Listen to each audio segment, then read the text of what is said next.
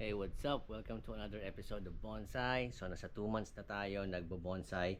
And yung last upload natin is puro mga materials yung tinanim natin.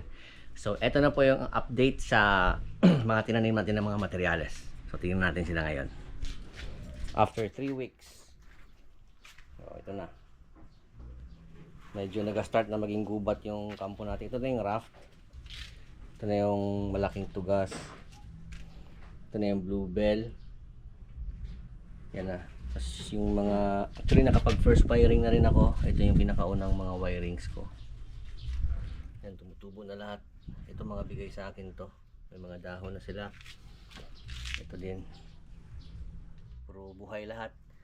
Tapos ito na yung mga pinakaunang mga kakuha natin. Mga tugas na dumating. So ayan.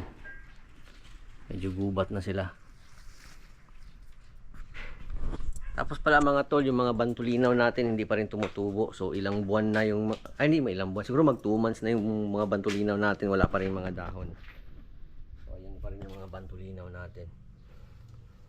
Wala pa rin update mga tol. So 2 months na, sabi nila matagal daw talaga.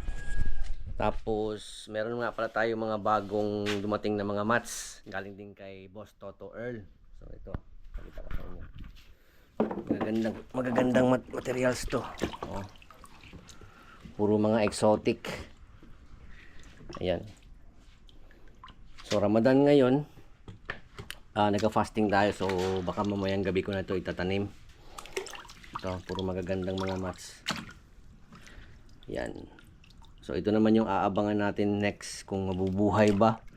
Kasi yung last na mga videos natin na mga tugas, puro buhay lahat except na lang doon sa bantulinaw. Alright, ito sana mabuhay itong mga bantulinaw natin, pati itong maliit bantulinaw yan lahat.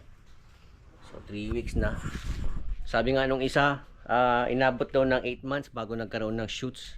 Basta wag lang talaga maalog yung puno, kasi kay pagka meron daw siyang mga hair roots, possible daw na mag-die back daw pag na ano yun, na nagulo.